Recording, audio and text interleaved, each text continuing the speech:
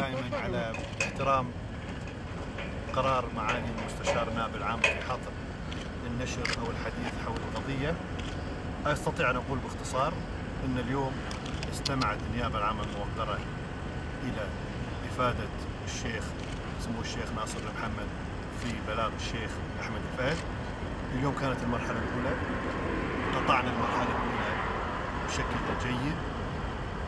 أسئلة النيابة العامة كانت موضوعية ومباشرة، وإجابات سموها أيضا كانت موضوعية ومباشرة.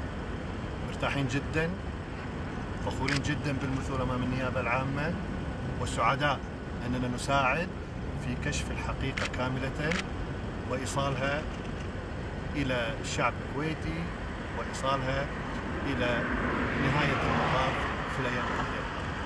مشكورين وما قصرتوا، بكرة راح نكون موجودين، كل يوم راح نكون موجودين إلى أن ننتهي من سماع شهادة سمو الشيخ ناصر. شكرا.